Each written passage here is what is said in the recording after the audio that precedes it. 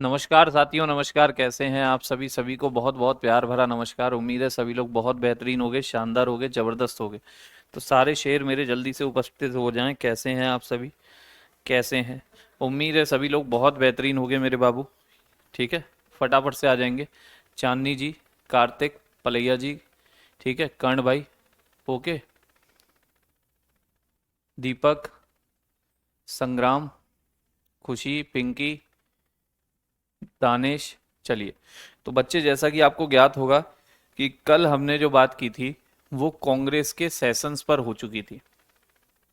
अब कांग्रेस से आगे बात को बढ़ाना है, और चीज़ों की बात भी करनी है, कुछ इंपॉर्टेंट मूवमेंट्स पर भी बात करनी है जो पूछे जाते हैं कि कौन सा आंदोलन किसने चलाया, या फिर जो इंपॉर्टेंट घटनाएं हैं किससे संबंधित हैं। ठीक है, उन्हें हम आज, और कोशिश में होऊंगा करूंगा कि कल भी क्लास लूं, तो आज और कल हम उन पे बात करेंगे। तो मेरी पूरी पूरी मेरे बच्चे तैयारी है कि कल आपकी पूरी की पूरी ये जो हिस्ट्री वाला पोर्शन है इसको ख़त्म कर दें। ठीक है, फिर मॉडर्न हिस्ट्री का फिर हम लगाएंगे मॉक, और फिर कंबाइंड आपको पूरी हिस्ट्री के मेरे बच्चे मॉक प्रैक्टिस कराएंगे। राधे राधे, नमस्कार वांटेड भाई, राजू, लक्ष्मी भाई, जीतू, पासवान। ठीक है, चलिए आते रहेंगे। तो बच्चे, आपको याद होगा कल कांग्रेस जो आई थी, मैंने आपसे कहा था कांग्रेस में दो तरह की मानसिकता के लोग हुआ करते थे। एक कांग्रेस में ऐसे व्यक्ति थे, एक मेरे बच्चे कांग्रेस में ऐसे व्यक्ति हुआ करते थे जिनका मानना था कि लड़ाई झगड़े से भैया दूर रहो, लड़ाई झगड़े से दूर रहो। उनको हम कहते थे नरम दल, नरम दल। और एक होता था गरम दल। एक था मेरे बच्चे नरम दल, एक होता था गरम दल। ठीक है, गरम दल वाले ये लोग थे जो हिंसा करते थे, जो हिंसा करते थे, जो लाठी डंडों के जोर पर विश्वास करते थे। ठीक है, GWG। चलिए, तो बात आती है कांग्रेस में मेरे बच्चे, एक वर्ड है यहाँ पर, मॉडरेट्स। आप कहेंगे सर ये मॉडरेट्स क्या है? तो they believed in peaceful approach. देखो नाम से ही पता चल रहा है, पीसफुल अप्रोच रखते हैं, शांति चाहते हैं।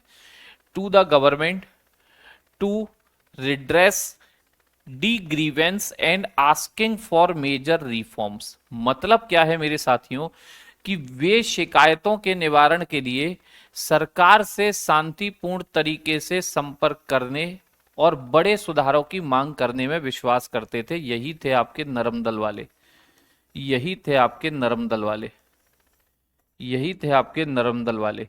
और इसके जो मेन मेन लीडर्स थे, जो ये नरम दल के मुख्य नेता थे, जिनको आप उदारवादी भी कहते थे, उदारवादी, वो कौन कौन थे मेरे बच्चे?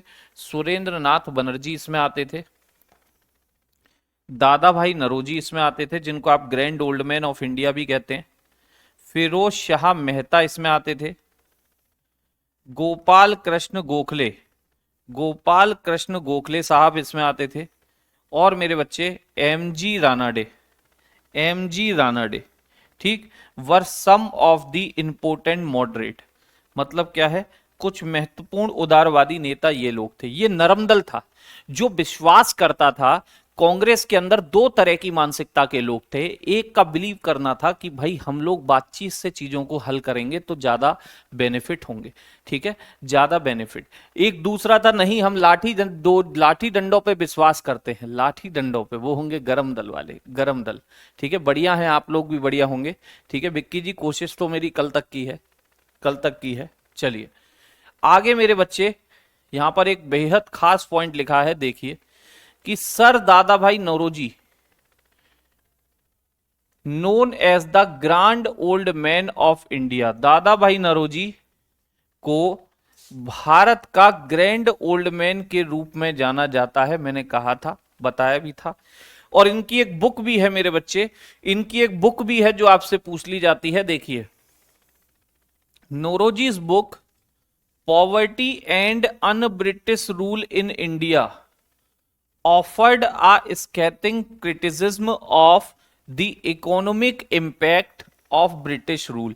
मतलब क्या है कि इनकी एक किताब है जिसका नाम है poverty and un British rule in India, जिसमें इन्होंने ब्रिटिश शासन की आर्थिक नीतियों की आलोचना की है। आलोचना छोड़ो, किताब आपसे पूछेगा किसने लिखी है, किताब आपसे पूछेगा किसने लिखी है मेरे बच्चे, दादा भाई नरोजी ने लिखी है। ठीक है, दादा भाई नौरोजी ने लिखी है। ठीक, ओके, नेक्स्ट, ये कोई खास पॉइंट नहीं, भिक्षावृत्ति, ठीक है, ये मांग करते रहते थे। अब आता है गरम दल वाला। लोकमान्य बाल गंगाधर तिलक, लोकमान्य बाल गंगाधर तिलक, ठीक है बच्चे, Bipin Chandra Pal, Lala Lajpat Rai, Lala Lajpat Rai and Aurobindo Ghosh were some of the important.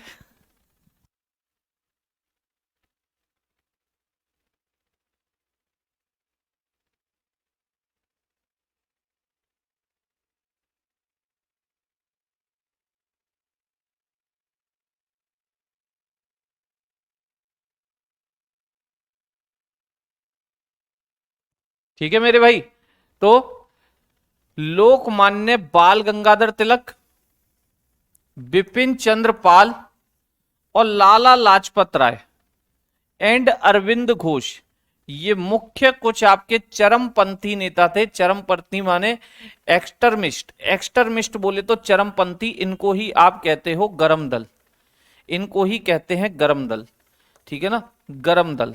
तो इसमें तीन प्रमुख नाम आते हैं, लाला लाजपत राय, बाल बाल गंगाधर तिलक और पाल बिपिन चंद्र पाल। इन तीन का नाम याद रखना, इन तीन का नाम याद रखना, ठीक है, ओके, क्लियर, ठीक है भाई।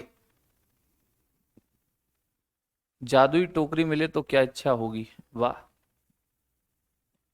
चलिए आगे बात आती है कि मेरे साथियों, तिलक साहब ने एक नारा दिया था जो आपसे पूछा जाता है, इंपोर्टेंट पॉइंट है।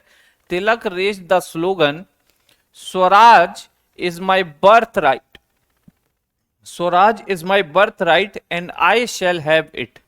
मतलब क्या है, ही स्टार्टेड न्यूज़पेपर केसरी, और एक न्यूज़पेपर भी इसने चलाया था, खास पॉइंट है मेरे बच्चे, पूछा जाता है, ठीक है, कि तिलक ने कौन सा नारा दिया था, स्वराज मेरा जन्मसिद्ध अधिकार है, स्वराज मेरा जन्मसिद्ध अधिकार है और मैं इसे लेकर रहूंगा।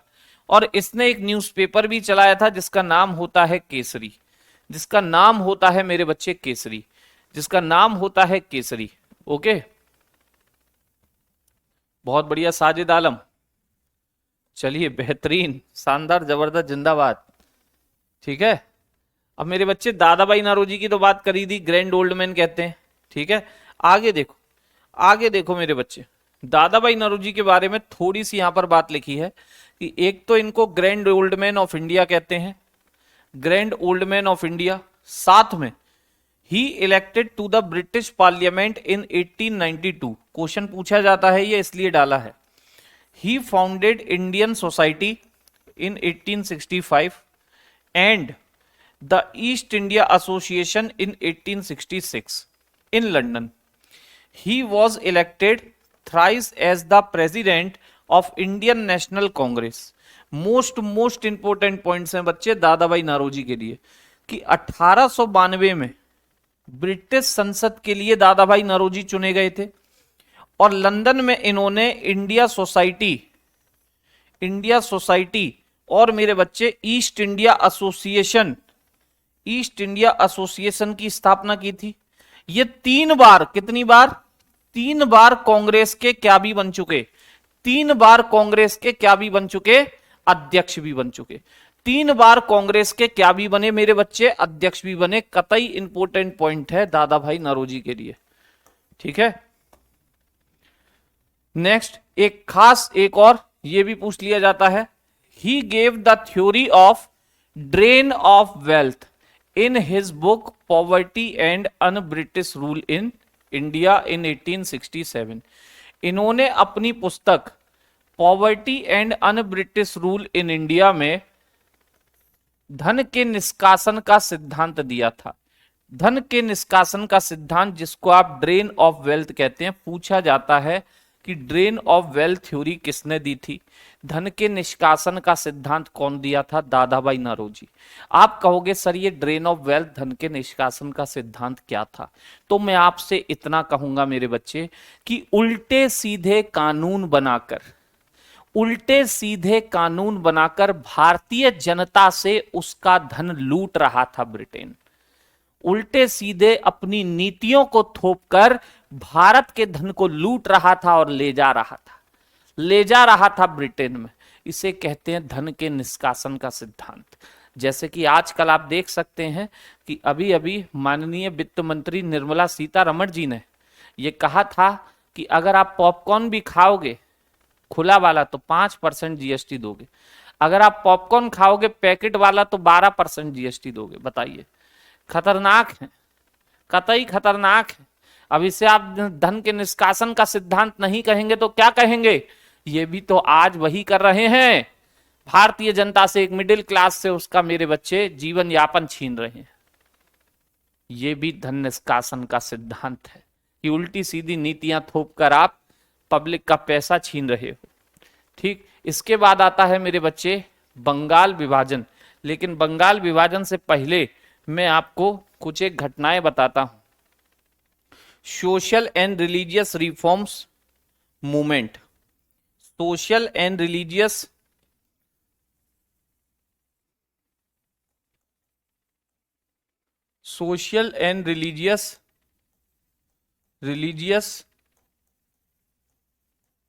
रिफॉर्म्स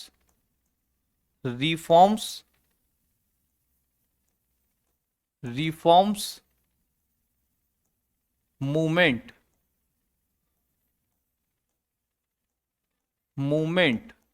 मतलब क्या है?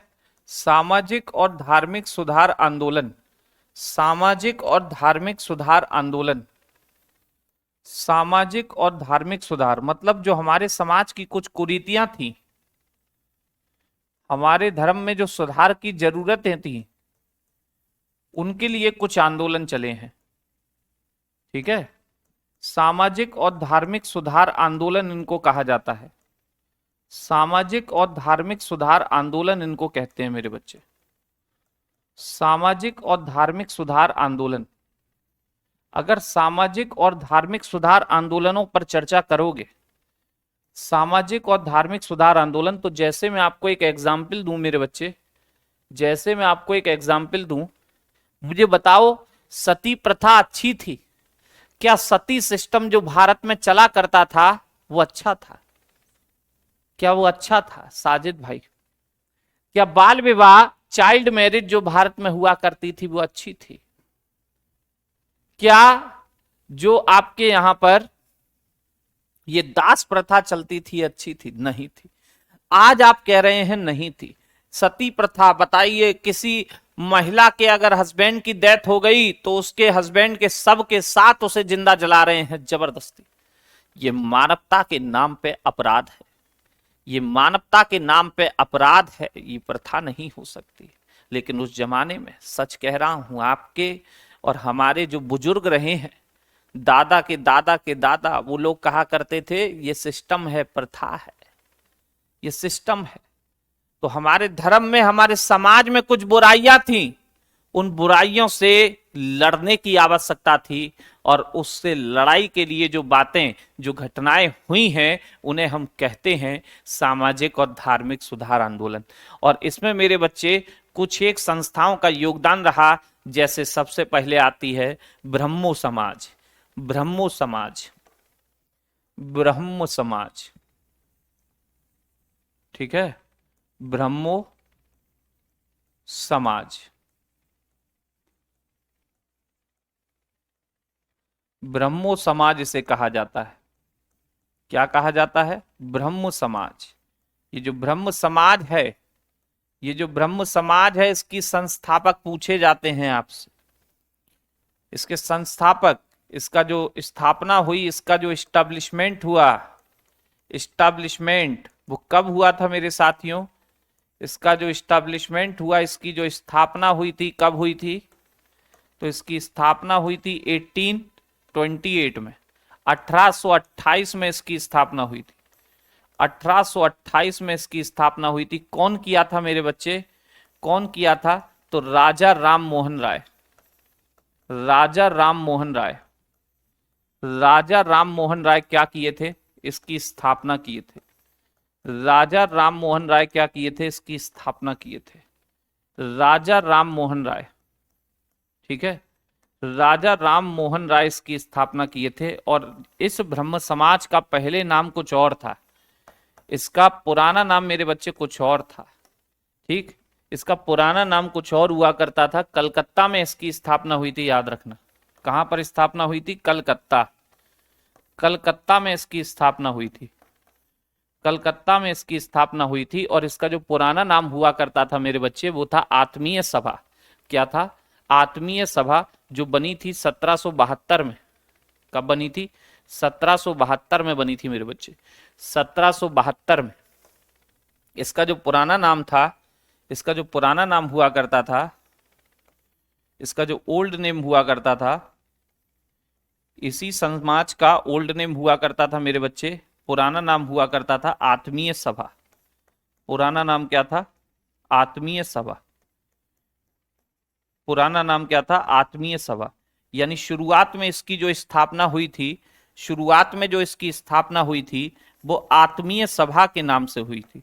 शुरुआत में इसकी जो स्थापना हुई थी वो आत्मीय सभा के नाम से हुई थी, आत्मीय सभा के नाम से हुई थी। ठीक है, राजा राम मोहन राय ने की थी। और बाद में 1828 में इसका नाम क्या पड़ गया? ब्रह्म समाज पड़ गया। क्या पड़ गया? ब्रह्म समाज पड़ गया। ये वही राजा राम मोहन राय हैं, ये वही राजा राम मोहन राय हैं जिन्हें मेरे बच्चे राजा की उपाधि कौन दिया था? राजा की उपाधि, क्योंकि इनका नाम था राम मोहन राय, इनका नाम था राम मोहन राय। राजा तो इनकी उपाधि है, इनका टाइटल है। कौन दिया था पूछा जाता है? Mughal ruler Akbar second, Mughal ruler Akbar second, Mughal ruler Akbar second gave him a title, Mughal ruler Akbar second gave him a title of Raja, gave him a title, title of Raja, of Raja, of Raja. ठीक है साथियों, ये बात याद रखना। 1 मिनट का समय देंगे, 1 मिनट का।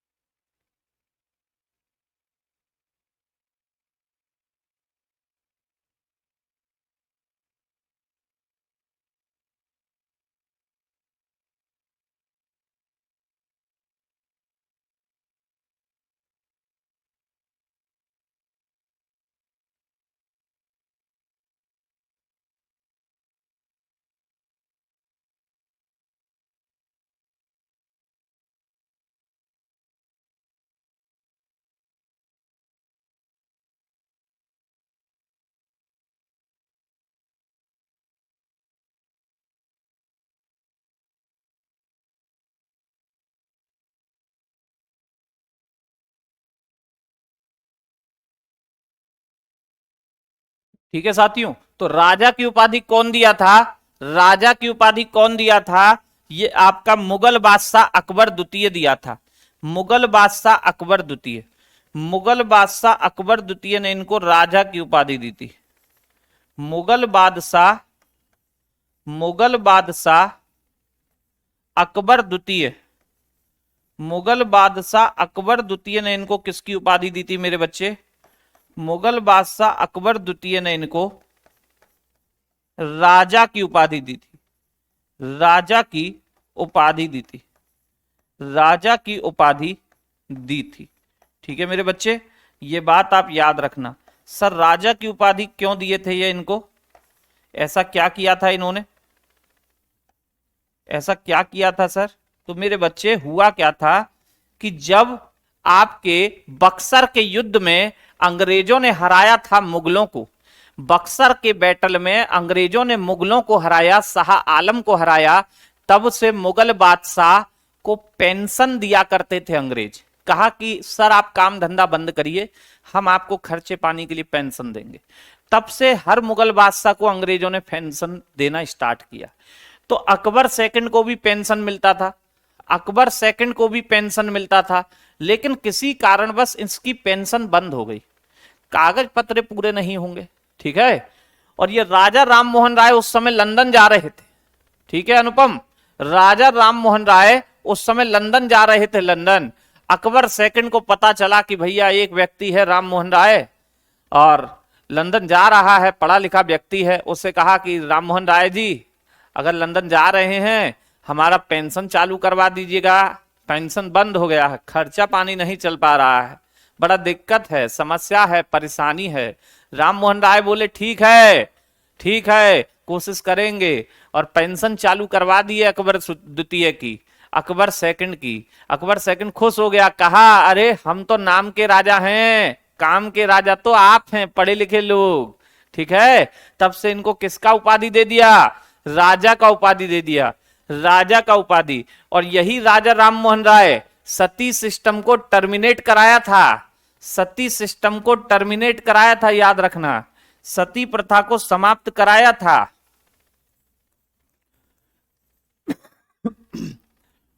Termination of sati system, termination of sati system, termination of sati system. Sati प्रथा को क्या कराया था बाबू? सती प्रथा को समाप्त कराया था ये व्यक्ति, सती प्रथा को समाप्त कराया था, सती प्रथा को समाप्त यही कराया था मेरे बच्चे, ठीक है। याद होगा 1829 विलियम बेंटिक के साथ, ठीक। तो नाम याद रखिएगा व्यक्ति का, राजा राम मोहन राय कहते हैं, भारत में जीते हैं, ठीक। अगला व्यक्ति है मेरे बच्चे, अगला आपका सोसाइटी आती है प्रार्थना समाज, प्रार्थना समाज, प्रार्थना समाज। इसका केवल और केवल आपसे पूछेगा संस्थापक कौन था, कहां स्थापना हुई थी, ठीक। तो बात होगी मेरे बच्चे 1867 की। चलिए, प्रार्थना समाज, प्रार्थना समाज छोटी छोटी सोसाइटी हैं ये, इनके संस्थापक पूछता है आपसे। प्रार्थना, प्रार्थना समाज, प्रार्थना समाज, प्रार्थना समाज की बात करें कि स्टैब्लिशमेंट कौन किया, संस्थापक कौन है?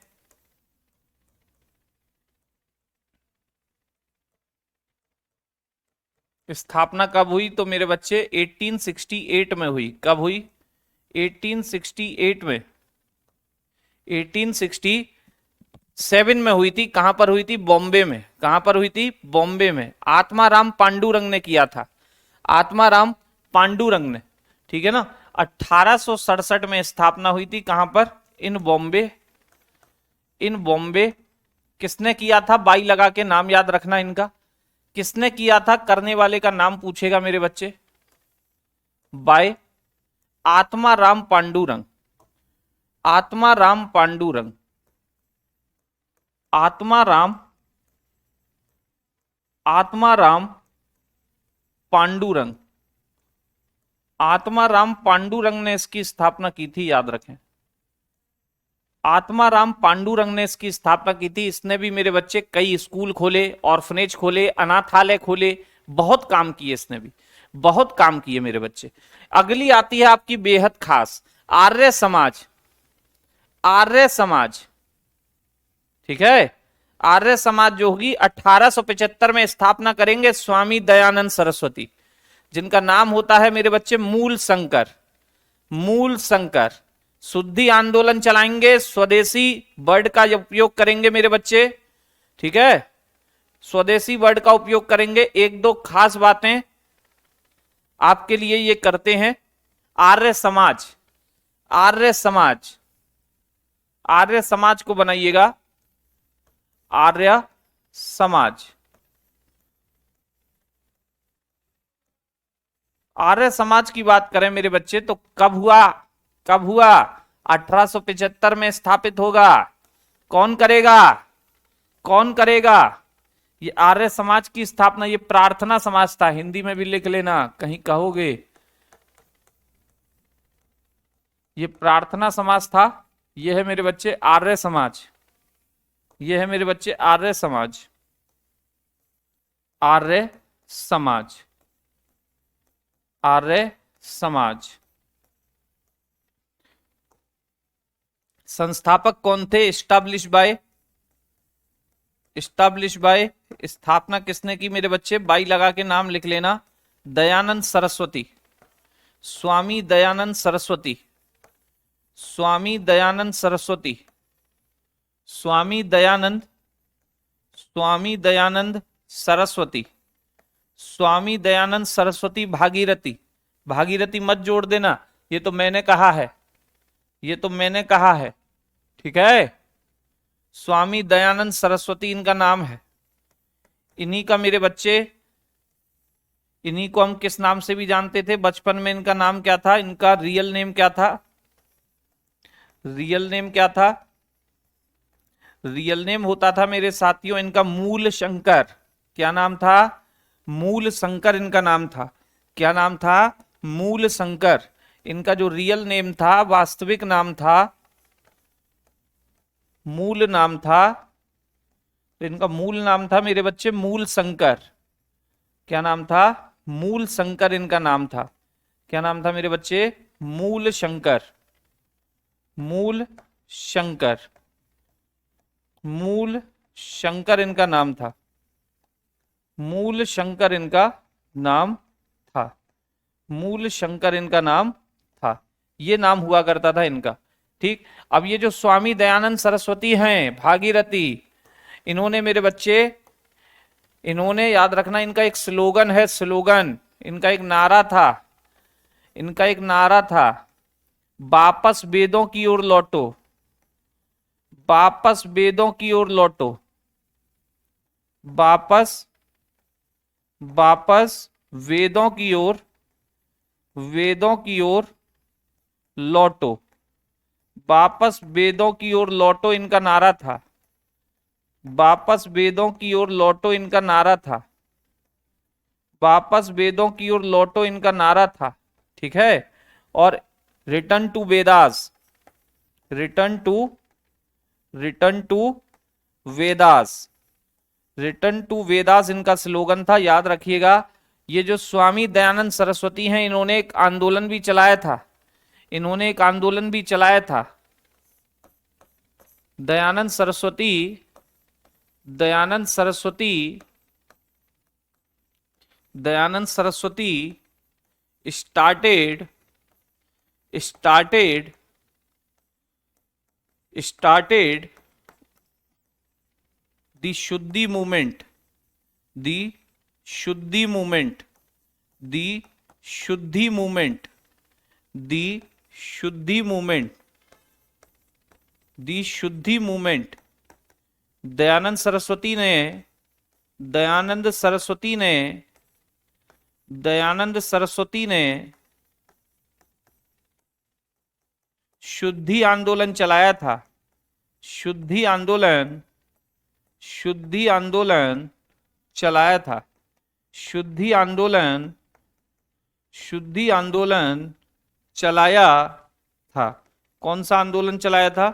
शुद्धि आंदोलन चलाया था। ठीक है मेरे बच्चे, कौन सा आंदोलन चलाया था? शुद्धि आंदोलन चलाया था। ठीक है। द प्रार्थना समाज इज ऑल्सो कॉल्ड ब्रह्म समाज ऑफ महाराष्ट्र। बहुत बढ़िया वंदना जी। ठीक है। तो मैंने कहा कि ये जो शुद्धि आंदोलन था, इसका मतलब क्या है? जैसा नाम वैसा काम, जैसा नाम वैसा काम। शुद्धि, लोगों को शुद्ध करो मेरे बच्चे, लोगों को शुद्ध करो का मतलब है कि कुछ हिंदू क्रिश्चियनों, क्रिश्चियन बन गए थे मेरे बच्चे ब्रिटिश के लोभ लालच के चक्कर में, ब्रिटिश के उल्टे सीधे प्रपोजल के चक्कर में, या ब्रिटिश के दबाव में आकर जो लोग हिंदू से क्रिश्चियन बने थे, इन्होंने वापस उनको हिंदू बनाया, इन्होंने वापस उनको हिंदू बनाया, उनको शुद्ध किया और कहा ये शुद्धि मूवमेंट है, ये शुद्धि आंदोलन है। और याद रखें, इनको ही मेरे बच्चे भारत का मार्टिन लूथर किंग कहते हैं। He is also known as, he is also known as, also known as, also known as Martin Luther King of India. Martin Luther, Martin Luther, Martin Luther King of, King of India. इन्हें भारत का Martin Luther king भी कहा जाता है। सीधा question आएगा, भारत का Martin Luther king किसको कहते हैं? भारत का मार्टिन लूथर किंग किसको कहते हैं? इन्हें इन्हें भारत का इन्हें भारत का Martin Luther Martin Luther king भी कहा जाता है। मार्टिन लूथर किंग भी मार्टिन लूथर किंग भी कहा जाता है। मार्टिन लूथर किंग भी कहा जाता है, कहा जाता है। तो ये बात भी आप कृपया करके याद रखिएगा, याद रखिएगा। जो खास हैं, पेपर में छपने वाले पॉइंट हैं, मैं उनको मेरे बच्चे आप तक पहुंचा रहा हूं। ठीक है। दयानंद सरस्वती के गुरु बिरजानंद थे, बहुत अच्छे। चाहो तो लिख सकते हो, चाहो तो लिख सकते हो कि ये जो दयानंद सरस्वती हैं, दयानंद सरस्वती, इनके टीचर कौन थे, गुरु कौन थे? टीचर कौन थे, गुरु कौन थे? ठीक है, टीचर कौन थे, गुरु कौन थे? तो बिरजानंद, बिरजानंद, बिरजानंद, बिरजानंद इनके क्या हुआ करते थे? गुरु हुआ करते थे। बाकी इतनी इंफॉर्मेशन मेरे बच्चे आपके एग्जाम के लिए इनफ है, आपके एग्जाम के लिए इनफ है। आर्य समाज के बाद मेरे बच्चे आता है थियोसोफिकल सोसाइटी। थियोसोफिकल सोसाइटी, ठीक है ना? Theosophical society.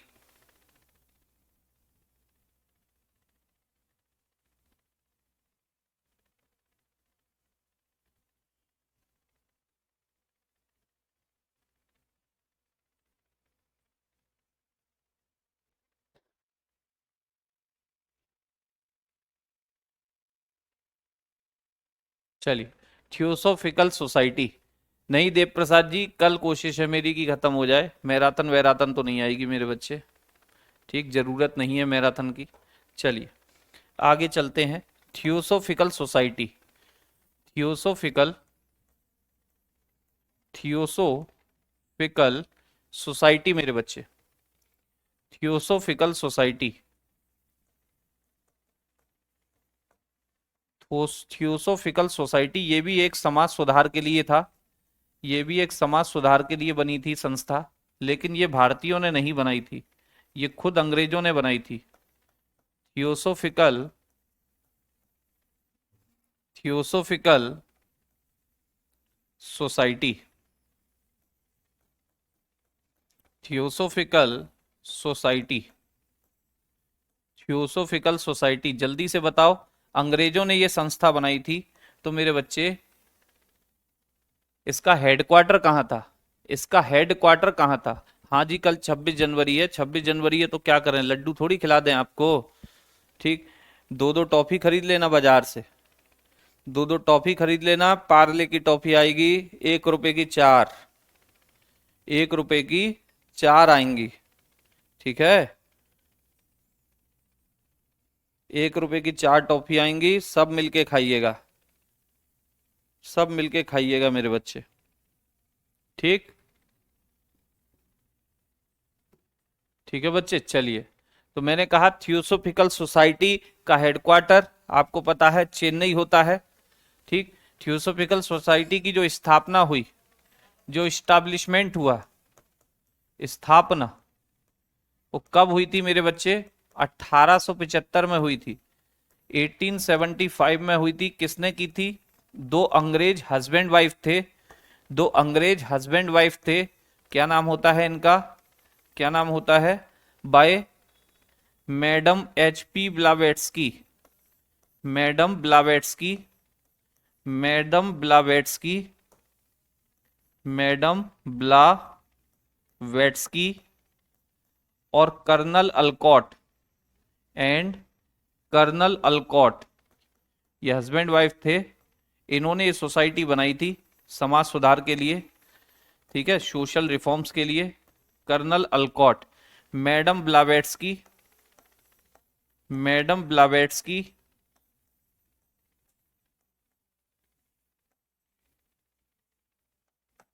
Madam Blavatsky and साथ में कौन है? Colonel, colonel Olcott, colonel Olcott, ठीक है साथियों?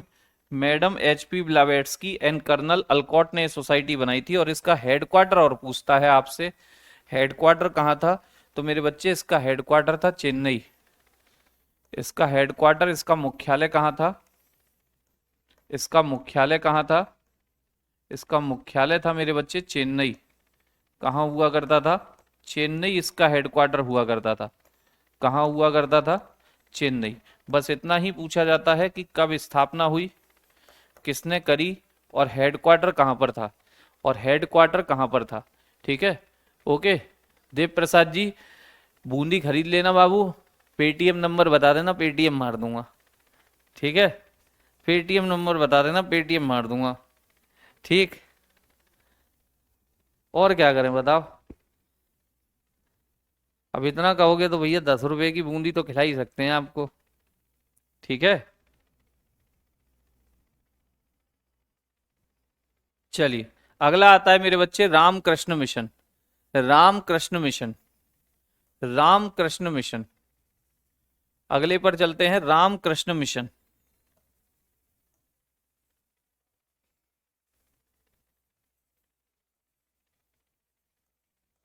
राम कृष्ण मिशन। ठीक है, रामकृष्ण मिशन की स्थापना करें, रामकृष्ण मिशन की बात करें तो रामकृष्ण मिशन जो था बच्चे, ये कब चला था? इसकी स्थापना कब हुई थी इस संस्था की? सर ये संस्था जो स्थापित हुई थी ये 1897 में हुई थी। 1897। ठीक है, किसने करी थी मेरे बच्चे? बाई लगा करके नाम लिख लेना, बाई लगा करके नाम लिख लेना, स्वामी विवेकानंद। स्वामी विवेकानंद, स्वामी विवेकानंद। स्वामी विवेकानंद ने इसकी स्थापना की थी। स्वामी विवेकानंद ने इसकी स्थापना की थी। स्वामी विवेकानंद जी ने इसकी स्थापना की थी मेरे बच्चे। और स्वामी विवेकानंद का भी मूल नाम आपसे पूछ लिया जाता है। स्वामी विवेकानंद का भी मूल नाम आपसे पूछ लिया जाता है। ठीक है, सचिन भाई ने तो दे भी दिया भैया, गुरुदेव इस पे कर दो पेटीएम। अरे कितनी नालायकी छा रही है बताओ, हैं? बताओ, हद है भैया, हद है। नहीं, बूंदी खा के मानोगे। ठीक है, क्या नाम था? नरेंद्र नाथ दत्त, बेलूर कोलकाता में। जी भाई, कहां पर थी? कोलकाता। कोलकाता में इसकी स्थापना किए थे। कोलकाता में अपने गुरु की याद में, इनके गुरु की डेथ हुई थी तब इन्होंने ये मिशन चलाया था। ठीक है, इनका रियल नेम क्या था? इनका मूल नाम क्या था? इनका रियल नेम, इनका मूल नाम क्या था मेरे बच्चे? इनका मूल नाम क्या था? नरेंद्र नाथ दत्त। मूल नाम होता था नरेंद्र नाथ दत्त। नरेंद्र नाथ, नरेंद्र नाथ, नरेंद्र नाथ दत्त इनका मूल नाम हुआ करता था। नरेंद्र नाथ दत्त, नरेंद्र नाथ दत्त इनका क्या था मेरे बच्चे? मूल नाम। नरेंद्र नाथ दत्त इनका मूल नाम हुआ करता था, नरेंद्र नाथ दत्त। और इनके जो गुरु थे रामकृष्ण परमहंस उनका नाम था। इनके जो टीचर थे, इनके जो गुरु हुए, गुरु का नाम क्या था मेरे बच्चे? रामकृष्ण परमहंस। गुरु का नाम क्या था? रामकृष्ण परमहंस। रामकृष्ण, रामकृष्ण परमहंस। रामकृष्ण परमहंस इनका नाम मिलता है, रामकृष्ण परमहंस। रामकृष्ण परम हंस। ठीक है, रामकृष्ण परमहंस मेरे बच्चे इनका नाम मिलता है, इनका नाम मिलता है, रामकृष्ण परमहंस। ठीक है साथियों, तो ये नाम आप याद रखना। रामकृष्ण परमहंस इनके गुरुजी हुआ करते थे। और ये जो स्वामी विवेकानंद है मेरे बच्चे, इनके बारे में एक खास घटना है कि ये एक धार्मिक सम्मेलन में विदेश गए थे। ये एक धार्मिक सम्मेलन में विदेश गए थे जहां पर मेरे बच्चे इनका बहुत तारीफें हुई थी। कहा जाता है कि माँ जीरो पर ही ये लगातार 8 घंटे तक बोले थे। जीरो पर ही ये लगातार 8 घंटे तक बोले थे। जीरो यानी कि शून्य। ठीक है, जब लोगों ने कहा कि भारत शून्य है तो मेरे बच्चे इन्होंने जीरो का अर्थ समझा दिया उनको। 8 घंटे बोले, बताओ, जीरो पे। ठीक है, और इनके उस बात को याद करके एक गाना याद आ जाता है मनोज कुमार की मूवी का, जब मनोज कुमार गाते हैं भारत के लिए कि भारत वो भारत है, मेरे भारत में ये होता है सुना है गाना? ये भारत ही वो भारत है जिसने शून्य का आविष्कार किया था, ऐसे करके। अब ट्यूनिंग नहीं बन पा रही है, सिंगर में खराब हूं ना कतई, सिंगर में खराब हूं। तो 1893 का वो धार्मिक सम्मेलन होता है, शिकागो धार्मिक सम्मेलन कहते हैं उसे। क्या कहते हैं? शिकागो धार्मिक सम्मेलन। क्या कहते हैं मेरे बच्चे? Chicago religious conference. Chicago religious conference, याद रखना। He participated he participated he participated Chicago Chicago religious conference. Chicago religious Chicago religious conference. Chicago religious conference in in 1893। In 1893 इन्होंने 1893 में 1893 में 1893 में शिकागो धर्म सम्मेलन में शिकागो धर्म सम्मेलन में शिकागो धर्म सम्मेलन में भाग लिया था। शिकागो धर्म सम्मेलन में भाग लिया था। शिकागो धर्म सम्मेलन में भाग लिया था। ठीक है मेरे बच्चे, शिकागो धर्म सम्मेलन में क्या लिया था? भाग लिया था। ये बात आप याद रखेंगे। ओके, ऐसा तो मेरे बच्चे हमने भी नहीं सुना कि किताब पढ़ने के बाद पेज फाड़ देते थे। ठीक है, किताब पढ़ने के बाद पेज फाड़ देते थे, ये घटना तो मैंने नहीं सुनी है। ठीक, इसके बाद मेरे बच्चे एक खास आती है servants of India society. Servants of India society, इसके केवल आपसे संस्थापक पूछेगा। इसके केवल आपसे संस्थापक पूछेगा। छोटी छोटी ये सोसाइटी हुई, servants of India society. Servants of India society. Servants of India society.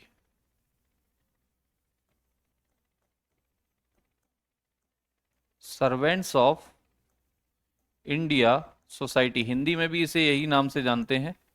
ठीक है, servants of India society. Servants of India society. और केवल वही क्वेश्चन आता है कि स्थापना किसने की थी, कब की थी। इस्टेब्लिशमेंट किसने किया था, कब किया था, तो याद कर लेना। इसकी जो स्थापना हुई, इसका जो इस्टेब्लिशमेंट हुआ, वो कब हुआ मेरे साथियों? 1905 में हुआ। किसने किया मेरे बच्चे? किसने किया? बाई लगा के नाम लिख सकते हैं, गोपाल कृष्ण गोखले। गोपाल कृष्ण गोपाल कृष्ण गोखले। गोपाल कृष्ण गोखले ने इसकी स्थापना की थी। गोपाल कृष्ण गोखले। गोपाल कृष्ण गोखले। गोपाल कृष्ण गोखले साहब ने इसकी क्या की थी? स्थापना की थी। ठीक है, गोपाल कृष्ण गोखले ने इसकी स्थापना की थी। बस आपसे संस्थापक पूछता है यहाँ, संस्थापक पूछता है। जी के गोखले, गोपाल कृष्ण गोखले। इसके बाद मेरे बच्चे एक आता है अलीगढ़ मूवमेंट। अलीगढ़ मूवमेंट। ठीक है, अलीगढ़ मूवमेंट। ये जो अलीगढ़ मूवमेंट थे, अलीगढ़ में चले थे। अलीगढ़ में चले थे।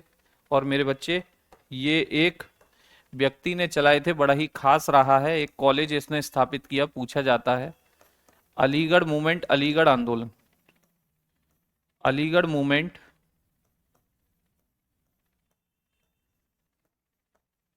अलीगढ़ आंदोलन। अलीगढ़ आंदोलन। ठीक है, अलीगढ़ में समाज सुधार के लिए इस व्यक्ति ने मूवमेंट चलाए थे। और इसने एक स्कूल, एक कॉलेज भी खोला था मेरे बच्चे। एक स्कूल, एक कॉलेज भी खोला था मुस्लिम समाज के लिए। मुस्लिम समाज के लिए ये किसने चलाया था? बाई लगा के नाम लिखना, सर सैयद अहमद खां। सर सैयद सैयद अहमद खां। सर सैयद अहमद खां ने मेरे बच्चे ये मूवमेंट चलाए थे। सर सैयद अहमद खां, सर सैयद अहमद खां। और एक मेरे बच्चे कॉलेज भी इन्होंने खोला था 1875 में। 1875 में इन्होंने एक कॉलेज खोला था। ही established he established he established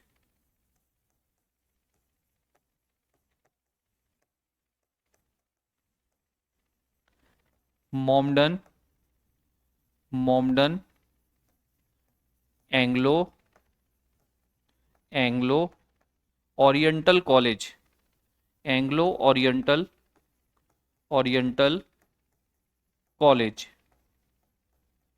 college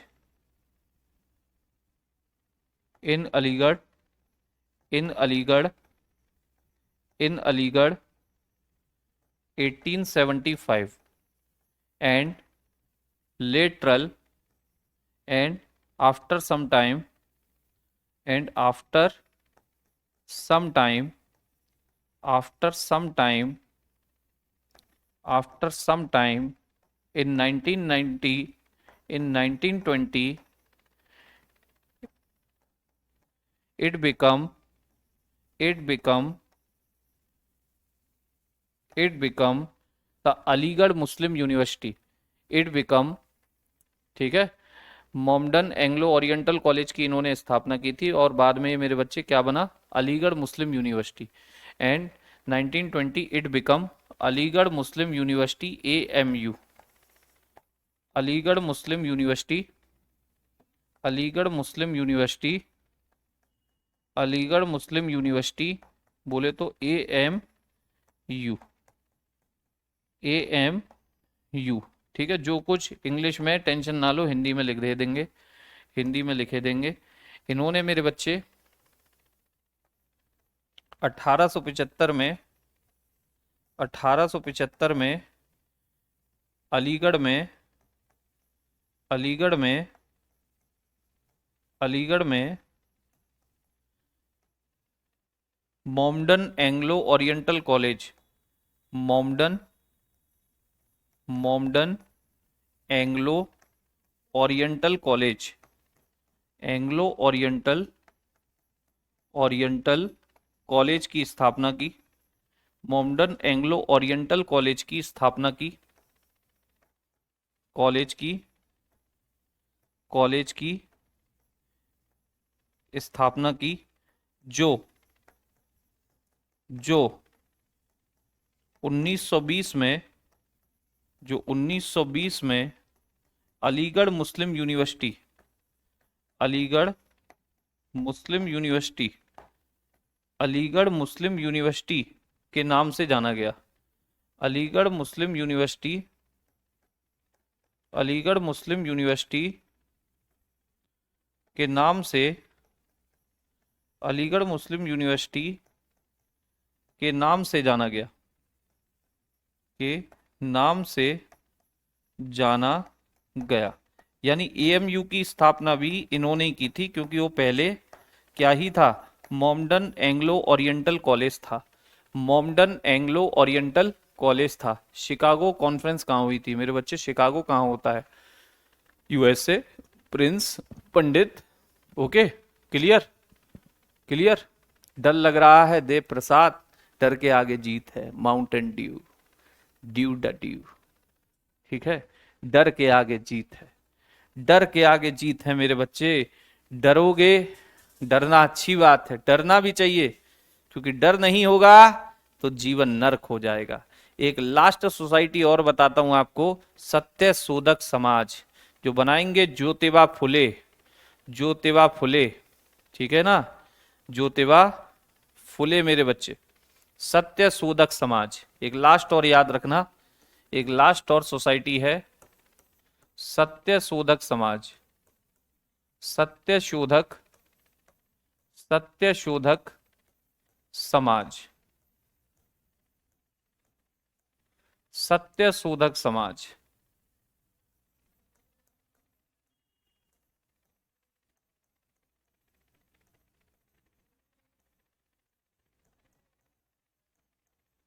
सत्य शोधक समाज की बात करें मेरे बच्चे, इसकी जो स्थापना होती है, इस्टेब्लिशमेंट होता है 1873 में होता है। कौन करते हैं? ज्योतिबा फुले करते हैं। कौन करते हैं? ज्योतिबा फुले। जो इसका इस्टेब्लिशमेंट है, स्थापना है,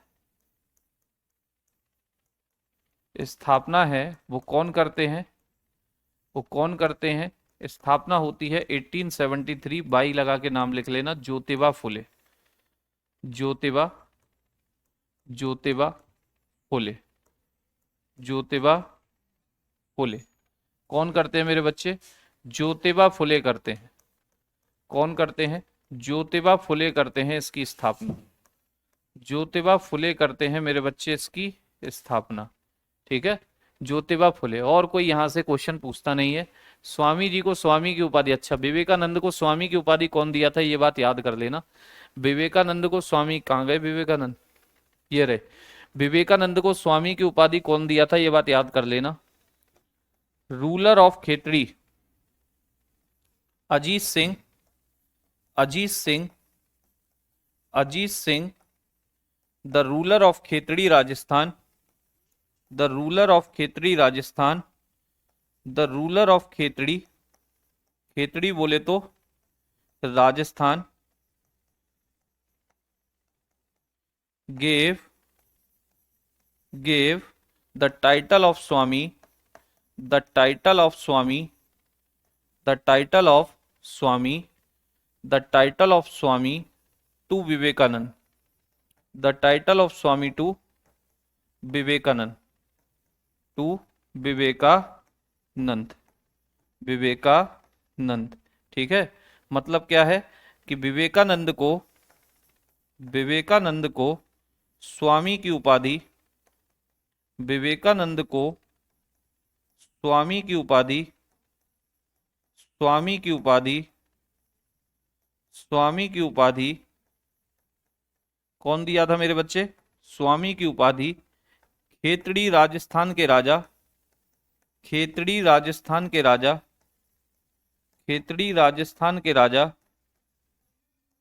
अजीत सिंह ने दी थी। अजीत सिंह ने, अजीत सिंह ने दी थी, अजीत सिंह ने दी थी। तो मेरे बच्चे ये है आपकी धार्मिक सुधार या सामाजिक सुधार संस्थाएं। ये पॉइंट बचा था, मैंने लिख दिया। ये पॉइंट बचा था, मैंने लिख दिया मेरे बच्चे, ये लो। ठीक है, ये आपकी धार्मिक सुधार संस्थाएं थी, याद रखेंगे इनको। देव समाज वगैरह ऐसे बहुत हुए मेरे बच्चे, इनकी हमें जरूरत नहीं है। चलिए 1 मिनट का समय देना।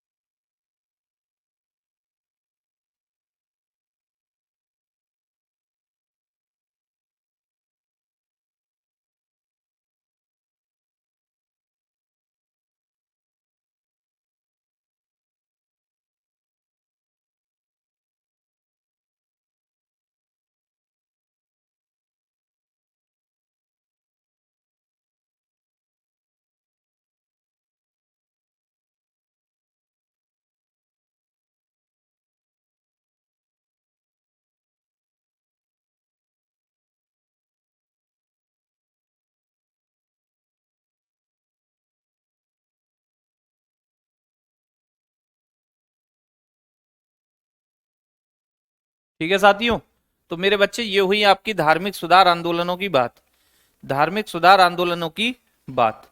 ठीक है,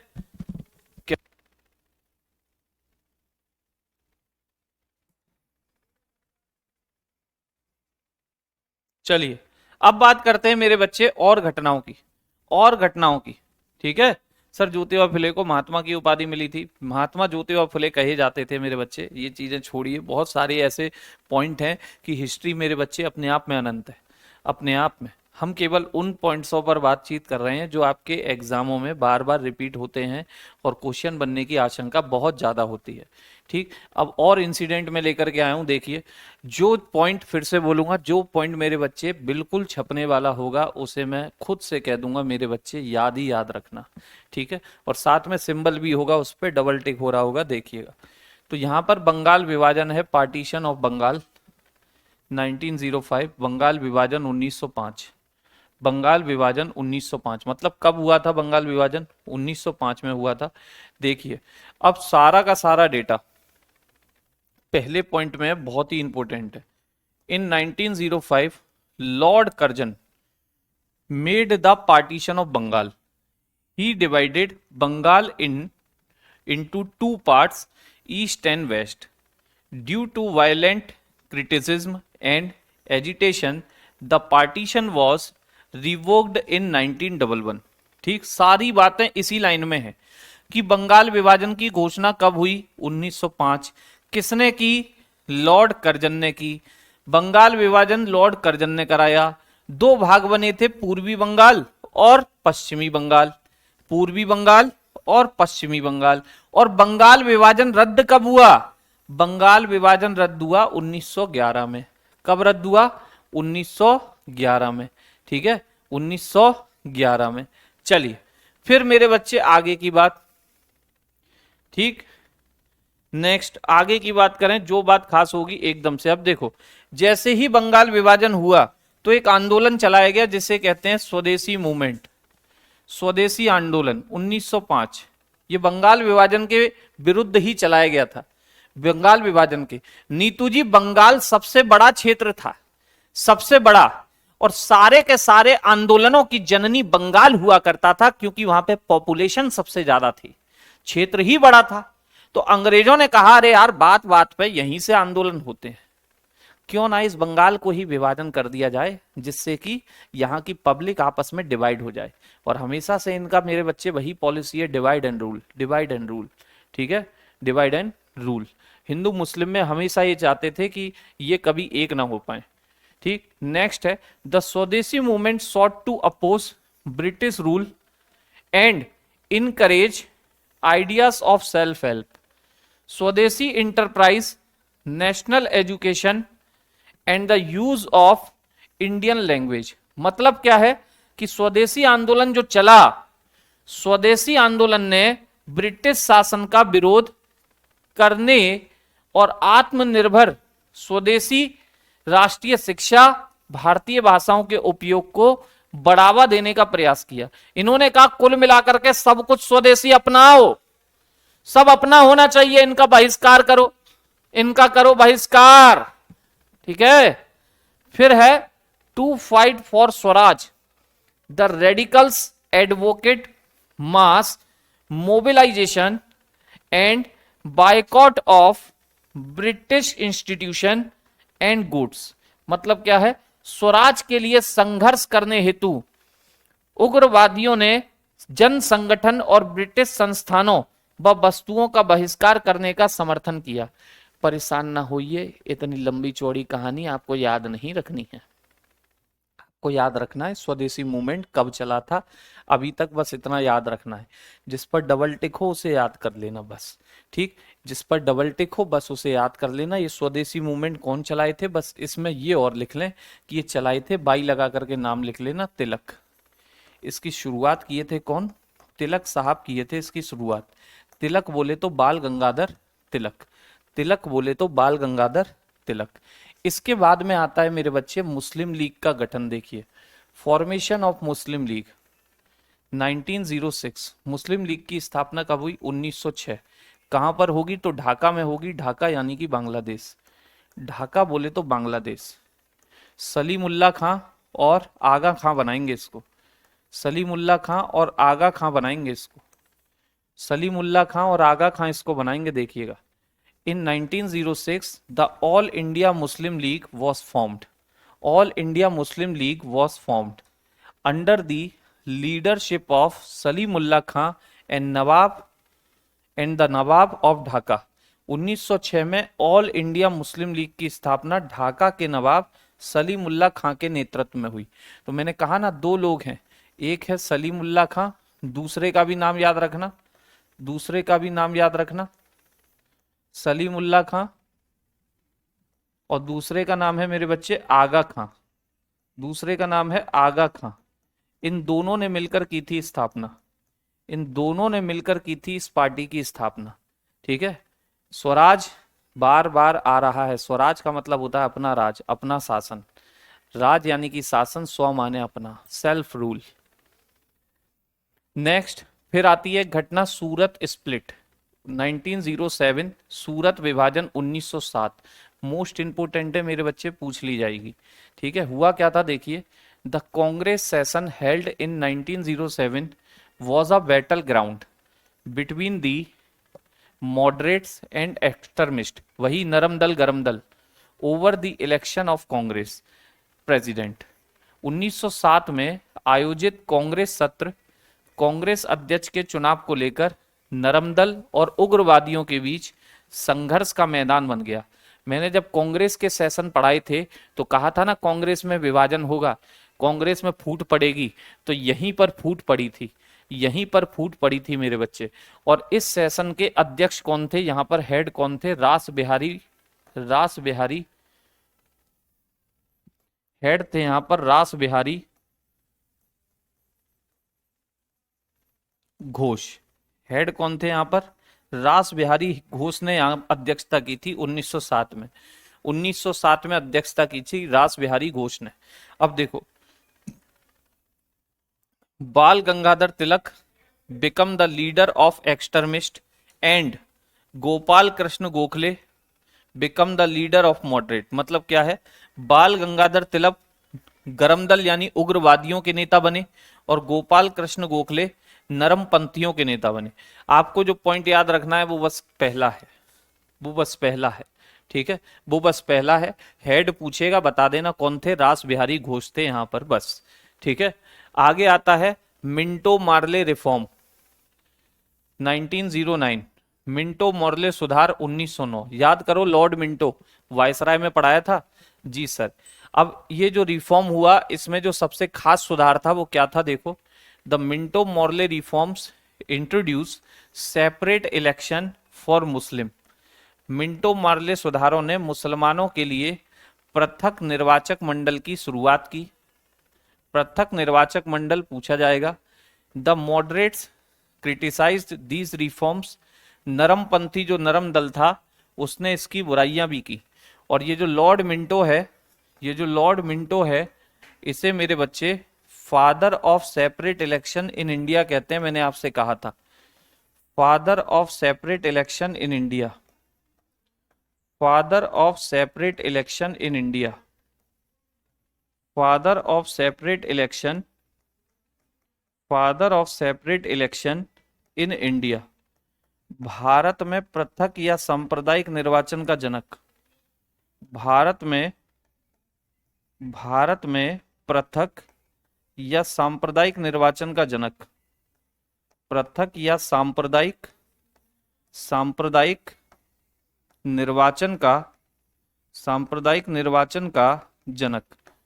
पृथक या सांप्रदायिक निर्वाचन का मतलब होता है ऐसा इलेक्शन जो जिसमें कोई पर्टिकुलर कैटेगरी के लोग ही चुनाव में खड़े होंगे, उन्हें लोग वोट देने वाले लोग भी उसी धर्म के होंगे। जैसे मुसलमानों के लिए आया था, तो चुनाव में जहां पे मुसलमान ज्यादा होंगे वहां से मुसलमान ही खड़ा होगा, चाहे किसी भी पार्टी का हो। हर पार्टी मुसलमान ही खड़ा करेगी, उसे वोट भी केवल कौन डालेंगे, मुस्लिम डालेंगे, उसे वोट भी केवल कौन डालेंगे, मुस्लिम।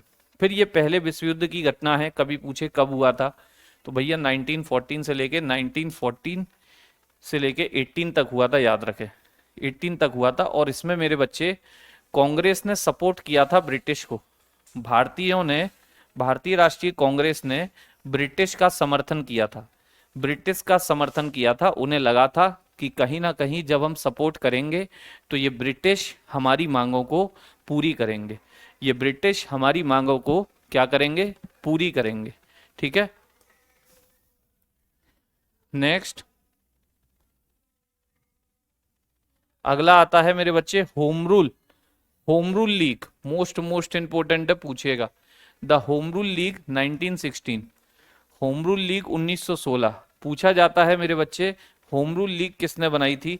तो दो लोगों ने बनाई थी, मैं यहाँ पहले ही नाम लिख देता हूं बाई लगा करके। एक तो होंगे आपके तिलक, एक होंगे आपके तिलक, और दूसरी होंगी मेरे बच्चे एनी बेसेंट, दूसरी होंगी Annie Besant, any Annie Besant, ठीक है, दूसरी होंगी एनी बेसेंट। इन दोनों ने बनाई थी ये होम रूल लीग, यही आपसे पूछा जाता है। देखो यही लिखा है पहले पॉइंट में, Bal Gangadhar Tilak form the Home rule league in Bombay in 1916।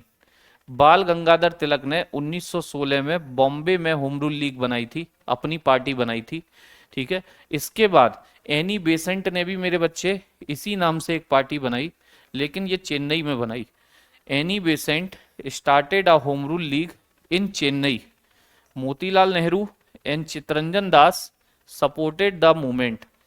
Any Besant ने चेन्नई में अपनी एक पार्टी बनाई जिसे हम कहते हैं होम रूल लीग, और मोतीलाल नेहरू और चितरंजन दास ने इसको समर्थन दिया था। यानी कि बनाई दोनों ने है, बनाई दोनों ने है। आपके बाल गंगाधर तिलक ने भी बनाई है और आपके एनी बेसेंट ने भी बनाई है। बाल गंगाधर तिलक ने अलग बनाई थी बॉम्बे में, एनी बेसेंट ने अलग बनाई थी चेन्नई में, बस इतना याद रखना। फिर आता है देखो लखनऊ समझौता 1916। लखनऊ समझौता 1916 मेरे बच्चे याद करो, याद करो कांग्रेस में फूट कब पड़ी थी? आप कहेंगे सर 1907 में पड़ी थी। अध्यक्ष थे रास बिहारी घोष। अब समय आ गया है मिलन का, आई रे आई मिलन की रुत आई, तो आ गई मिलन की रुत, आ गई मिलन की रुत। मेरे बच्चे moderates and extremists join together.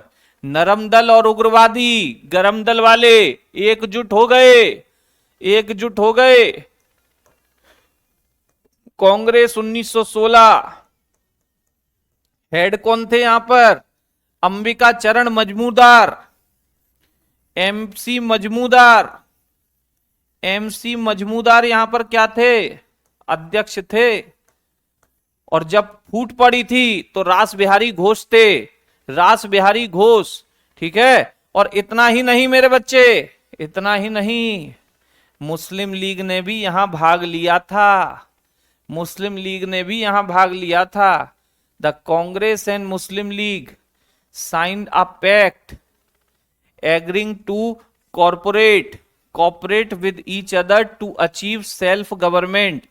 Congress और मुस्लिम लीग ने एक समझौते पर साइन किए जिसमें स्वशासन प्राप्त करने के लिए एक साथ काम करने की सहमति बनाई। मुस्लिम लीग बोली इन अंग्रेजों से जीता जा सकता है तो तब जब भारत एकजुट होकर के खड़ा रहेगा, एकजुट होकर के खड़ा रहेगा। और इसी सेशन में याद कर लेना, यह सन कतई जहरीली है, कतई जहरीली। इसी सेशन में मेरे बच्चे जवाहरलाल नेहरू की मुलाकात। At this session Nehru met Gandhi ji for first time. इसी सत्र में नेहरू ने पहली बार किससे मुलाकात की थी? गांधी से। किससे मुलाकात की थी? गांधी से मुलाकात की थी इसी सेशन में पहली बार। कि अच्छा ये हैं गांधी जी, बड़ी चर्चा सुने हैं आपके बारे में। चलिए अब गांधी आ गए तो गांधी जी का रोला देखिए, गांधी जी का काम देखिए, गांधी जी का नाम देखिए, ठीक है। चंपारण सत्याग्रह 1917 पूछा जाता है कब हुआ था? 1917 में हुआ था। 1917 में कौन किया था? महात्मा गांधी किए थे, महात्मा गांधी किए थे। The Champaran satyagraha 1917 is considered as a vital event in the history of India's freedom struggle. Champaran satyagraha 1917 को भारत के स्वतंत्रता संग्राम के इतिहास में एक महत्वपूर्ण घटना माना जाता है। It was India's first civil disobedience movement launched by Mahatma Gandhi. यह भारत का पहला सविनय अवज्ञा आंदोलन था जिसे महात्मा गांधी ने शुरू किया था। यानी बस आपको इतना याद रखना है कौन चलाए थे? कौन चलाए थे? गांधी जी चलाए थे। कौन चलाए थे? गांधी जी चलाए थे, बस इतना याद रखना। और यहां ये पूछ लेगा कि गांधी जी किसके कहने पर यहां आए थे, गांधी जी ने किसके कहने पर यह आंदोलन चलाया था? तो रामचंद्र शुक्ल के कहने पर। नाम याद रखना मेरे बच्चे, पूछा जाता है कि गांधी जी ने जो चंपारण सत्याग्रह किया था वो किसके कहने पर किया था? रामचंद्र शुक्ल के कहने पर। रामचंद्र शुक्ल के कहने पर, रामचंद्र शुक्ल की रिकमेंडेशन पर गांधी जी यहां आए थे और मूवमेंट चलाया था। ठीक है, मूवमेंट चलाया था। नील की खेती के विरुद्ध था। नील की खेती के। आकांक्ष गुप्ता जी, अगला मैसेज फिर से आया तो मैं तो आपको ब्लॉक करवा दूंगा, और फिर अनब्लॉक का मेरे यहाँ सिस्टम नहीं होता है। मैं केवल 1 वे हूं, 2 वे नहीं हूं। ठीक, नेक्स्ट। फिर देखिए ये चंपारण मूवमेंट चला क्यों था उसके बारे में जानकारी है। आपसे पूछा नहीं जाना है मेरे बच्चे, आपसे पूछा नहीं जाना है, आपको बस मैं एक बार ओवरव्यू दे देता हूं। इन चंपारण बिहार द 3 कटिया system was practised. Under this exploitative system the peasants were forced by European planter to cultivate indigo on 320 part of their land holding. Peasant opposed this 3 कटिया सिस्टम। ये चंपारण सत्याग्रह क्यों चला था? बिहार के चंपारण में 3 कटिया प्रणाली चल रही थी। यह एक शोषण वाली प्रणाली थी जिससे किसानों को यूरोपियन नील द्वारा अपनी जमीन के 3/20, यानी कि अपनी जमीन के 20 भाग कर लो, उनमें से 3 भाग पे नील की खेती करनी है। जितनी भी जमीन है आप पे उसे 20 बराबर भागों में बांट लो और उनमें से 3 भाग पे नील की खेती करनी ही करनी है। हिस्से पर नील की खेती करने के लिए मजबूर किया जाता था। किसान इस सिस्टम से परेशान हो गए थे तो वो विरोध कर रहे थे कि जमीनें नष्ट हो रही हैं, जमीनें खराब हो रही हैं, बार बार एक ही फसल उगा के सब बर्बाद हो रहा है, सब बर्बाद हो रहा है, सब बर्बाद हो रहा है। ठीक है, क्लियर? चलिए सुदर्शन भाई, जो हाथ से लिखाने की चीज होती है वो हाथ से लिखा भी देता हूं, आप देख रहे होंगे। आज पूरा 1 घंटा पहला वाला हाथ से ही लिखाया है। उसके बाद में मेरे बच्चे जो चीज केवल और केवल आपको फैक्टों में देनी है उसे मैं यहां पर लेकर के आता हूं।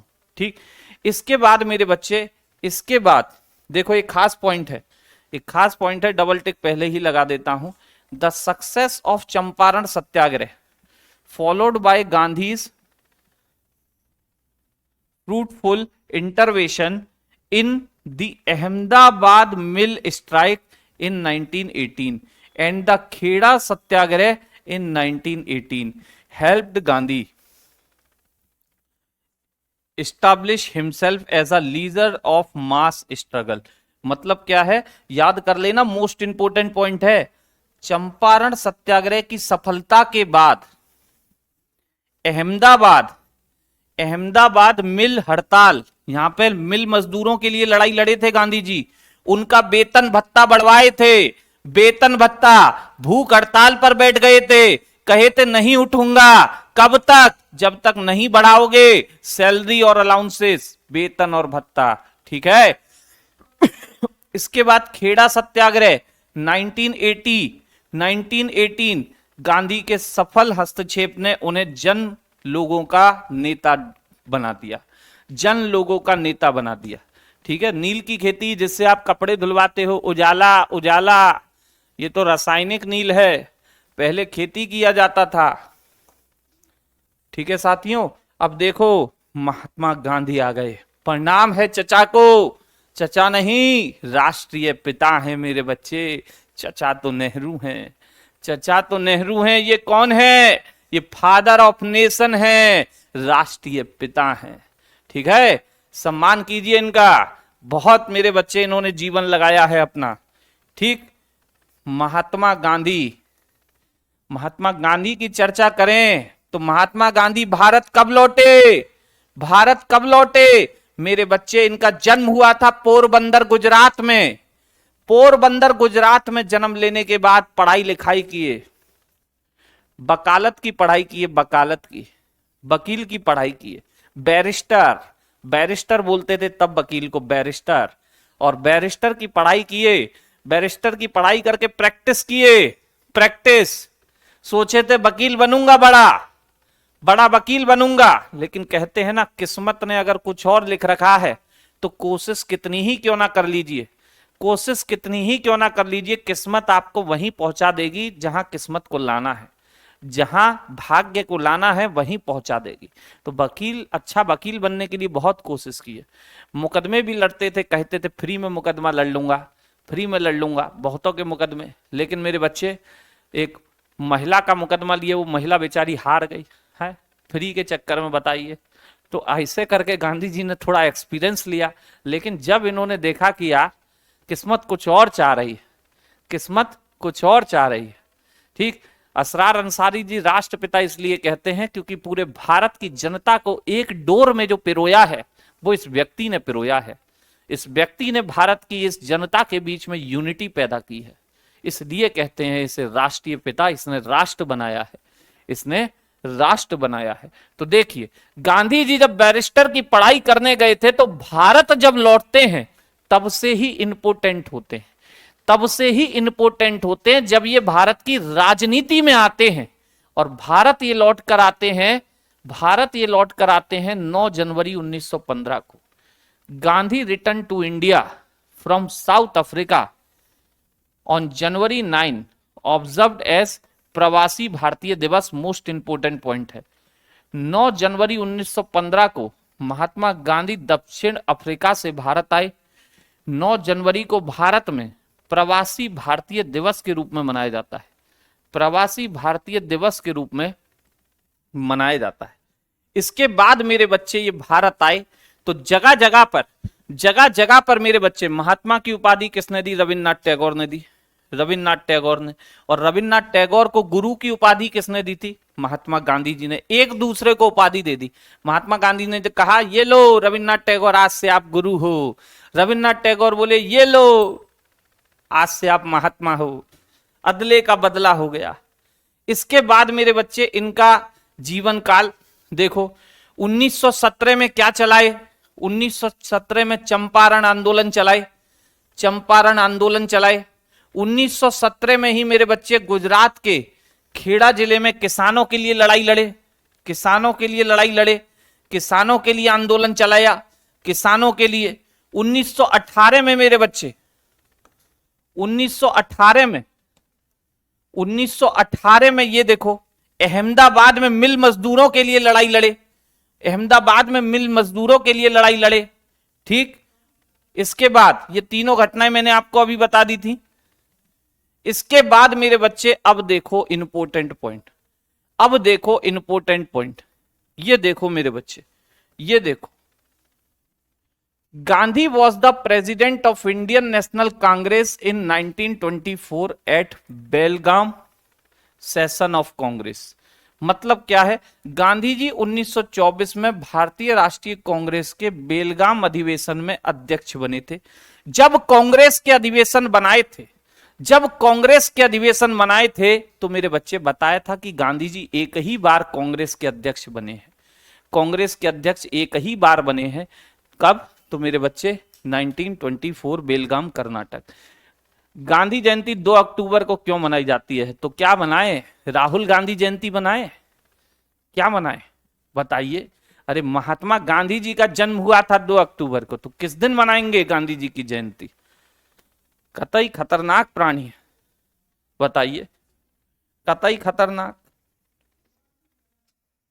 चलिए अब मेरे बच्चे एक खास घटना बता रहा हूं, एक खास पॉइंट बता रहा हूं। The story of my experience with truth, the story of my experiment with truth is Gandhi's autobiography. वो मोस्ट इंपोर्टेंट पॉइंट है मेरे बच्चे। The story of my experiment with truth, Gandhi ji की आत्मकथा है, खुद लिखी है इन्होंने, खुद से लिखी है मेरे बच्चे। The story of my experiment with truth. फिर अगला पॉइंट भी इंपोर्टेंट है, देखो छांट छांट करके ये क्वेश्चन है मेरे बच्चे।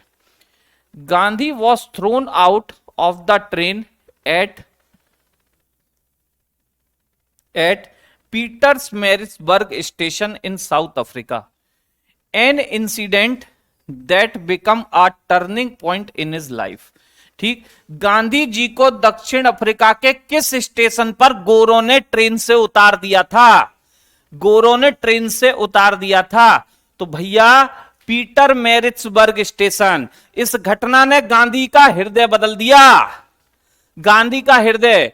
गांधी जी को कभी भारत की राजनीति में नहीं आना था, वो तो अपना वकालत में मस्त थे। लेकिन मेरे बच्चे जब फर्स्ट क्लास ट्रेन का टिकट लेकर के चढ़ गए ट्रेन में, तो वहां के गोरों ने, गोरे मतलब अंग्रेज, अंग्रेजों ने काले घोड़े का भेद किया। और काले हो तो क्या हुआ दिल वाले हैं, गांधी जी गाना भी गाए, कहे हम काले हैं तो क्या हुआ दिल वाले हैं, नहीं माने, कहे कि उतरिए, जबरदस्ती उतार दिया। गांधी जी ने कहा तुम मुझे ट्रेन से उतारे हो, ट्रेन से फेंके हो, मैं तुम्हें भारत से फेंक दूंगा, मैं तुम्हें भारत से फेंक दूंगा। और भारत से फेंक करके दिखाया गांधी जी ने। मेरे बच्चे तब से कसम खा लिए थे कि अब तो मेरे बच्चे इनको भारत से फेंक करके दिखाना है। ठीक, इनका एक फेमस सेंटेंस है, my life is my message. पूछा जा सकता है आपसे कि किसका कथन है? मेरा जीवन ही मेरा संदेश है, मेरा जीवन ही बच्चे मेरा संदेश संदेश है, मेरा जीवन ही मेरा संदेश है। किसने कहा था? गांधी जी ने कहा था। ठीक है, गांधी जी ने कहा था। अब इसके बाद में मेरे बच्चे गांधी भारत आ गए, उनके मूवमेंट भी चलेंगे साथ के साथ। लेकिन इस बीच एक एक्ट आता है जिसे आप कहते हो Montagu Chelmsford reforms act of 1919। Montagu Chelmsford सुधार अधिनियम 1919। 1919। ठीक है मेरे बच्चे, अगर कोई खास पॉइंट होगा मैं आपसे कह दूंगा याद कर लेना, मैं आपसे कह दूंगा याद कर लेना, याद कर लेना और इस पॉइंट को याद कर लेना। It introduce dyarchy in provinces. इसने प्रांतों में द्वैत शासन की शुरुआत।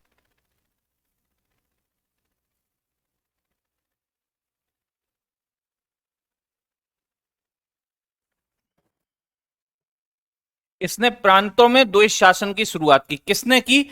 इस अधिनियम ने की थी, याद रखना।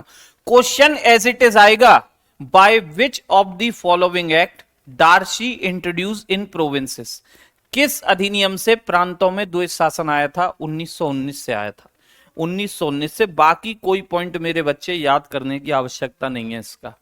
अगर जाओ अगला, ये है इंपोर्टेंट, ये है important, Rowlatt act 1919। Rowlatt act 1919, Rowlatt act 1919। The British government pass the Rowlatt act 1919। British सरकार ने राउलेट एक्ट 1919 में पारित किया। अब ये क्या था मेरे बच्चे? It empowered the British government to arrest anyone without a warrant and imprison them without trial. इसने ब्रिटिश सरकार को बिना वारंट के किसी को भी गिरफ्तार करने और बिना मुकदमे के कैद करने का अधिकार दिया। मुकदमा नहीं चलेगा मतलब वकील नहीं मिलेगा, वकील नहीं मिलेगा। ठीक, कोई दलील नहीं सुनेगा।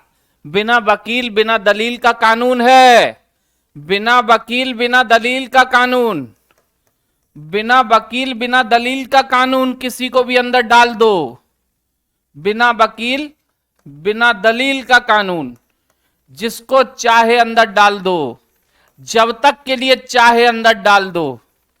ठीक है, जेल भर दो। बहुत मेरे बच्चे इन्होंने ऊधम मचाया इस एक्ट से, जिसको चाहे पकड़ के अंदर डाल रहे थे। ठीक, बिना वकील बिना दलील का कानून था, ब्लैक एक्ट इसको कहते हैं, काला कानून, काला कानून। ठीक है, काला कानून, ओके, काला कानून। गांधी जी ने देखो लिखा भी है, Gandhi ji called a black act and in protest he called for a nationwide satyagraha on 6 April 1919। Gandhi ji ने इसे काला कानून कहा। कौन सा कानून? काला कानून, काला कानून मेरे बच्चे। इसके विरोध में 6 अप्रैल 1919 को राष्ट्रव्यापी सत्याग्रह का भी इन्होंने घोषणा की थी गांधी जी ने। गांधी जी ने, ठीक है, गांधी जी ने। इसके बाद मेरे बच्चे एक घटना घटी, बहुत दुखद घटना भारत के इतिहास की, भारतीय इतिहास की सबसे दुखद घटनाओं में से एक है मेरे बच्चे, जलियांवाला बाग। परेशान मत होना, आज के लिए ये आखिरी घटना है। इसके आगे मेरे बच्चे कल ही कराऊंगा संडे को। थोड़ी सी मुझे भी थकावट सी महसूस होने लगी है आज, ठीक है, ज्यादा चिल्ला लिया हूं लग रहा है, ठीक। तो जलियांवाला बाग ट्रेजेडी 1919, जलियांवाला बाग हत्याकांड 1919, ठीक है। कब हुआ था मेरे बच्चे, डेट याद रखना, 13 अप्रैल 1919 को हुआ था, 13 अप्रैल 1919 को हुआ था। इसमें हुआ क्या था, तो general Dyer ordered British Indian army troop to fire their rifles into a crowd of unarmed civilian in Jallianwala Bagh Amritsar. General Dyer ने ब्रिटिश भारतीय सेना को जलियांवाला बाग में, जो कि अमृतसर में है, निहत्ती भीड़ पर गोली चलाने का आदेश दिया। गोली चलाने का आदेश, बहुत लोग मारे गए मेरे बच्चे, बहुत लोग मारे गए। और इसमें खास घटना होती है, डबल स्टार लगा लेना, डबल स्टार, रविंद्रनाथ टैगोर री announced his knighthood in protest against this incident. इस घटना के विरोध में रविन्द्रनाथ टैगोर ने अपनी उपाधि लौटा दी थी। अंग्रेज इनको नाइटहुड कहा करते थे, विद्वान व्यक्ति कहा करते थे, विद्वान व्यक्ति, ठीक है ना।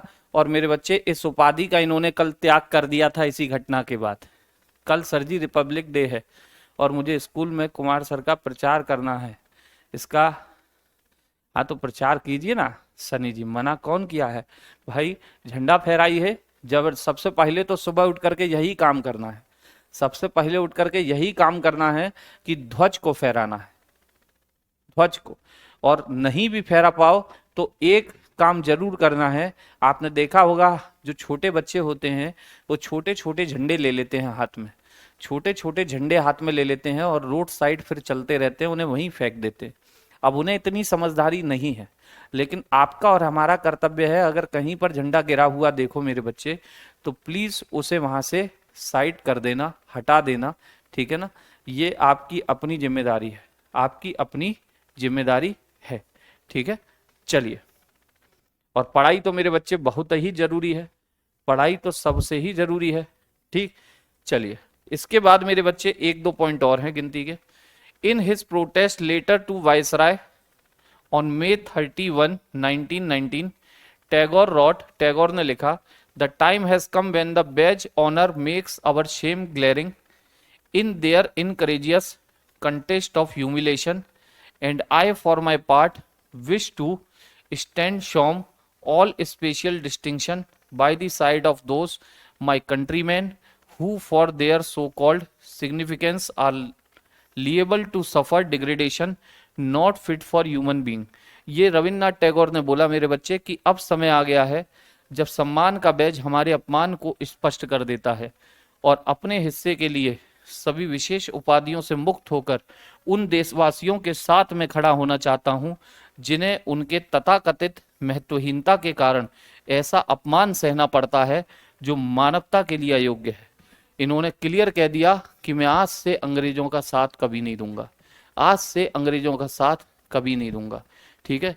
ओके मेरे बच्चे, इसी रॉलेट एक्ट के अपोजिट में, इसी रॉलेट एक्ट के विरुद्ध में परमानंद जी, इसी रॉलेट एक्ट के विरुद्ध में लोग मीटिंग कर रहे थे जलियांवाला बाग में, और उस समय पर ब्रिटिश आर्मी ने कहा था कि एक जगह पर इकट्ठे नहीं होना है। लेकिन भाई आप लाठी डंडे चला लेते, आप लाठियां बरसा देते, आपने चलो कह रखा था कि एक जगह पे इकट्ठे नहीं होना है, और वो भीड़ वहां पे मीटिंग कर रही थी, लेकिन उनके पास हथियार तो नहीं थे ना, हथियार तो नहीं थे ना विनीता जी, केवल खास याद रखना, खास, ठीक। इसके बाद में Gandhi ji surrender his Kaisar-e Hind title, Kaisar-e Hind medal, Gandhi ji ने भी अपने केसरे हिंद की उपाधि को लौटा दिया था, याद रखेंगे, गांधी जी ने भी अपने केसरे हिंद की उपाधि को लौटा दिया था, गांधी जी ने भी अपने केसरे हिंद की उपाधि को इसके बाद लौटा दिया था। ये जो अभी नाइटहुड की उपाधि आई थी जो रविन्द्रनाथ टैगोर के पास थी, ये क्या थी मेरे बच्चे, knighthood is an honour granted by British crown for exceptional person achievement for public service. Knighthood British crown द्वारा असाधारण व्यक्तिगत उपलब्धि या सार्वजनिक सेवा के लिए दी जाने वाली उपाधि होती थी। मतलब एक टाइटल था, एक उपाधि थी जो सम्मान में दी थी रविन्द्रनाथ टैगोर को उनके काम के। तो यहाँ तक की घटना मेरे बच्चे हम आ चुके हैं 1920। अभी कुछ एक घटनाएं हैं खास, साइमन कमीशन, सविनय अवज्ञा, ठीक है, या आपका 1935 का वो एक्ट, पूना पैक्ट। तो इन घटनाओं को मैं कल लाऊंगा। कोशिश मेरी है कि कल समाप्त कर दें, कल समाप्त कर दें। क्लास होगी तो अपडेट कर दिया जाएगा मेरे बच्चे। बंगाल से थे मेरे बच्चे, ठीक है। चलिए, तो आज के लिए इतना ही। सभी को मेरे साथियों नमस्कार। जय हिंद, जय भारत।